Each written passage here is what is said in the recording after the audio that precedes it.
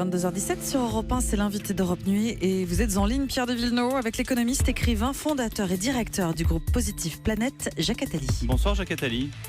Bonsoir. Votre tribune dans Le Monde fait parler, vous parlez aux candidats, différents candidats de gauche, à la primaire ou à la présidentielle. Dans quelle posture êtes-vous? Dans celle du sage tentant de rassembler comme la droite a su le faire jusqu'à présent avec la primaire, ou dans celle du maître d'école disant à ses élèves de surtout pas la ramener? Par définition, un maître, c'est un sage, et je ne sais pas si je suis un sage, mais les deux positions dont vous parlez ne sont pas inconciliables. Je suis dans une position à la fois intérieure et extérieure, où je regarde cela, et je dis, puisque vous dites que la droite, c'est la catastrophe, puisque vous dites que la droite conduit au chaos, prenez vos responsabilités, créez les conditions pour ne pas la laisser arriver au pouvoir. Et si vous ne faites pas une primaire de la gauche comme la droite a si bien réussi, vous avez la certitude que la droite l'emportera et qu'elle sera avec l'extrême droite au deuxième tour. Donc c'est un pur raisonnement arithmétique.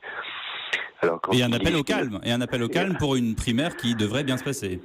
Exactement, pour une primaire qui ne devrait pas être la primaire actuelle telle qu'elle se dessine, puisque c'est une primaire qui ne servira qu'à désigner un des perdants, puisque celui qui sera désigné par cette primaire socialiste n'a aucune chance d'arriver au deuxième tour, même si les sondages sont tellement trompeurs que tout est possible. Enfin, a priori, absolument aucune chance. Par contre, si c'est une vraie primaire qui rassemble tous ceux de gauche qui aspirent à la fonction suprême, à ce moment-là, arithmétiquement, le total le mettra, celui-là, en tête des candidats du premier tour, et donc certains d'être au second, ce qui quand même change beaucoup de choses. Alors en appel, c'est-à-dire au début de la tribune, vous vous adressez à Hollande, à Mélenchon, à Macron et les autres. Il n'y a pas Valls explicitement. Est-ce que c'est un choix de votre part? Ou est-ce qu'il est dans les autres? Il est dans les autres. Vous mettez cher François, cher Jean-Luc, cher Emmanuel et les autres. Donc si je comprends bien, Jean-Luc c'est Jean-Luc Mélenchon, François c'est François Hollande, Emmanuel c'est Emmanuel Macron et les autres. Oui, en effet. Donc il n'y a pas Manuel.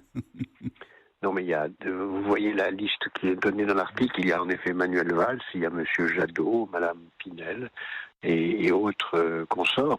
Donc, à ma preuve du contraire, jusqu'à aujourd'hui, et même à l'heure où nous parlons, les trois dont je parle sont les trois plus vraisemblables, plus importants candidats, ceux qui sont donnés le plus souvent. Je n'exclus pas n'importe qui de plus qui viendrait, y compris vous, cher ami. Jacques Attali, comment est-ce que vous avez analysé aujourd'hui le face-à-face ou cette espèce de paroi de verre qu'il y a entre François Hollande et Emmanuel Valls, qui d'ailleurs a dit qu'il ne démissionnera pas? C'est un signe d'apaisement? Oui, si vous voulez. Moi, je ne veux pas commenter ce qui est votre rôle, commenter les non, moi je ne commande pas, j'interroge. Oui, je ne veux pas répondre sur les sujets de la demi-heure.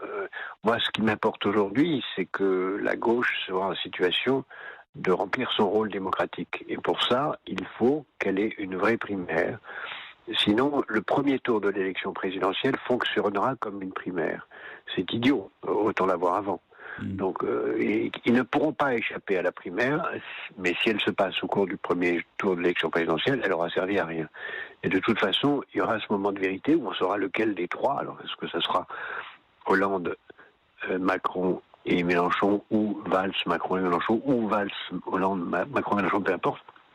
La question est qu'à un moment ou à un autre, ils seront dans les électeurs. Il serait plus raisonnable d'y être avant pour créer les conditions que celui qui sera en tête puisse avoir une chance d'arriver au second tour. C'est d'une grande banalité ce que j'écris, mais il faut vraiment que ça soit dit et entendu. C'est pour ça d'ailleurs que cette tribune est devenue un appel à signer sur change.org pour qu'un maximum de gens de gauche qui s'y reconnaissent puissent faire pression sur leurs candidats pour que les égos disparaissent. Car tout ça n'est qu'une question d'ego. Oui, Macron, on a l'impression que vous n'y croyez pas. Vous le mettez au même titre que Mélenchon au premier débattu. Ben oui, Mélenchon, Hollande... Selon votre opération arithmétique, bien sûr. C'est ça. Mélenchon, Hollande, Macron, Valls et tous les autres ne pourront être font une compétition pour le premier débattu, parce que dans l'état actuel des choses, il n'y a absolument aucune chance qu'ils soient devant ou François Fillon ou Marine Le Pen. C'est hors de portée s'ils restent divisés. C'est parfaitement accessible s'ils se rassemblent. Et c'est d'ailleurs ce qu'ils espèrent, puisque chacun d'entre eux pense que les deux autres vont céder et ne pas se présenter au dernier moment. Mais c'est un calcul suicidaire. Macron, vous le connaissez bien, il a changé. Et d'ailleurs, pourquoi est-ce que vous le mettez à gauche, Macron? Il a tellement dit qu'il était ni à gauche, ni à droite, ni au centre. Écoutez, je ne sais pas où le mettre, mais à ma connaissance, il n'a pas été candidat à la primaire de droite. De droite, non, mais ça ne veut pas dire qu'il est forcément à gauche, si? Lui-même a dit qu'il était de gauche. Il a dit explicitement, peut-être qu'il a dit parfois des choses contraires, mais il a dit aussi... Oui, il a dit qu'il n'était pas socialiste, donc il est de gauche. Voilà, il n'est pas socialiste, mais il est de gauche. Il y a beaucoup de gens qui sont de gauche et pas socialistes. Ça, c'est très nombreux d'ailleurs. S'il n'y avait que des socialistes parmi les gens de gauche, le problème de la primaire ne se poserait plus, puisqu'ils seraient tous dans la primaire. Hillary Clinton a été écartée, semble-t-il, en tout cas c'est une des hypothèses, car elle a été la candidate du système. On a l'impression que tous ces candidats qu'on voit là, sauf un justement, sont des candidats du système. Comment est-ce qu'on peut faire un rapprochement déjà? Je ne sais pas ce que vous appelez candidat du système. Est-ce que de l'establishment, si vous préférez. Oui, le fait d'avoir été Premier ministre pendant 5 ans du président précédent, est-ce que c'est dans le système? C'est pourtant lui qui a été désigné.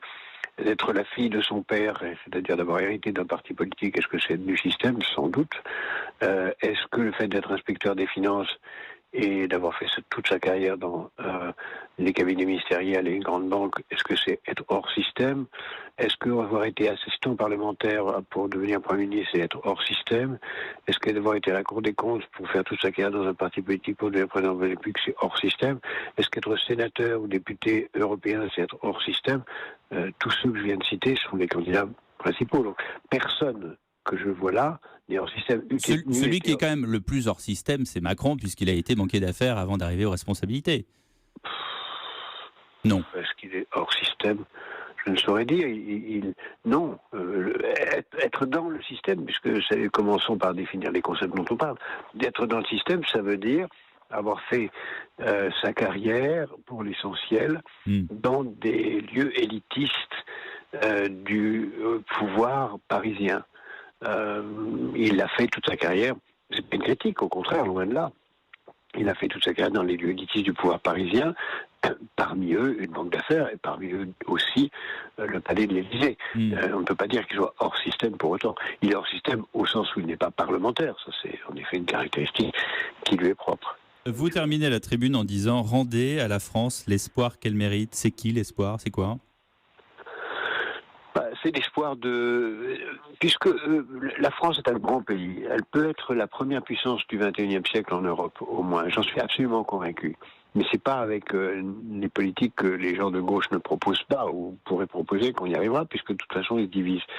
Et ce n'est pas non plus, à mon sens, avec le programme tel qu'il est écrit de François Fillon, qui va d'ailleurs sûrement s'amender et qui contient d'ailleurs des choses très intéressantes. Je ne suis pas du tout hostile à la totalité de ce qu'il propose. Il y a des choses vraiment très, très justes. Sûrement s'amender, vous dites sûrement? Oui, je pense qu'il va sûrement s'amender parce que, entre maintenant et l'élection présidentielle, ne serait-ce que parce qu'il va falloir qu'il trouve une majorité parlementaire. On oublie trop qu'en France, le président est chargé des affaires de souveraineté et que le Parlement est chargé des affaires de la vie quotidienne des Français. Et l'essentiel des choses qui ont constitué le débat à l'élection présidentielle dans les débats des primaires ne portait pas sur des sujets de compétence présidentielle. Donc maintenant, on va faire une plus claire distinction entre ce qui est la compétence du président, c'est-à-dire défense, sécurité, identité nationale, et ce qui est compétence parlementaire, sur lequel il va falloir trouver une majorité parlementaire, donc des candidats, des programmes et des gens capables de voter des textes. Et on en est loin. Bon, eh ben écoutez, en conclusion, je dirais vivement après-demain, et c'est le titre de votre dernier livre chez Fayard. Merci Jacques Attali d'avoir été avec nous. Au revoir.